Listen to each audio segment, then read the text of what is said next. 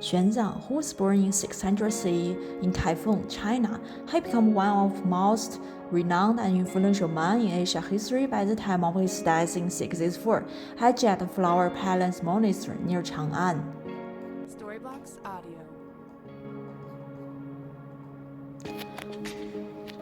By the early 7th century, Chinese Buddhist literature had become a vast sea of translation of original Chinese works, representing and supporting many opposing theories and positions, all of which were perfectly Buddhist. Chinese Buddhism in the 6th century could, with some justification, be seen as a battleground between competing versions of Yogacara Buddhism. Details of doctrine, both fine and fundamental, were in perpetual dispute. While still quite young, Xuanzang studied and mastered much of available Buddhism literature.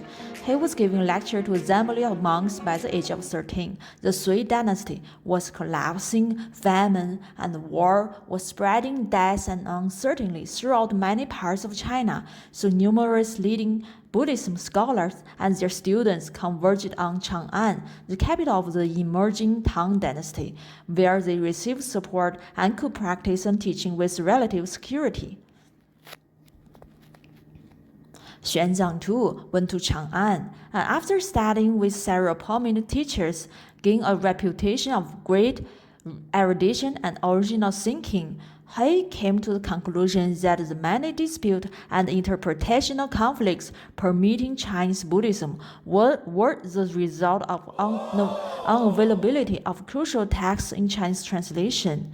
In particular, he saw that a complete version of Yogacara Bhumi Sutra, an encyclopedic description of the stage of Yogacara path to Buddhahood written by Ashoka, could resolve all the conflicts.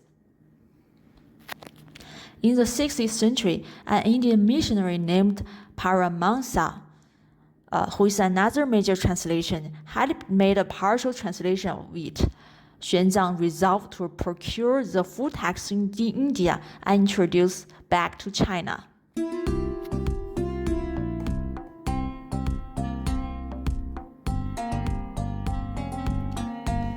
Despite the emperor's refusal to grant Xuanzang permission to travel, he left nonetheless, encountering many hardships along the way as he crossed mountains and desert, faced starvation and murderous robbers, finally arriving nearly a year later in India.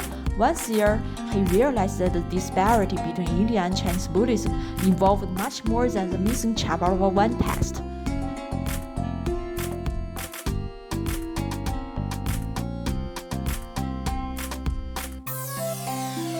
For over a century, Indian Buddhists had become captivated by Dignagar's logic, but even though some of Dignagar's treatises had been translated, which has become an integral part of all India's formal Buddhism, was still unknown in China. Many of the pivotal notions in Chinese Buddhism and their canonical texts were completely unknown in India.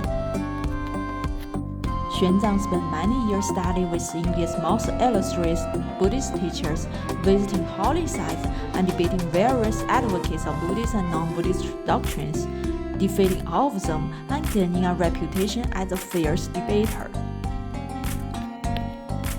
After that, Xuanzang returned in 645 with over 600 Sanskrit texts.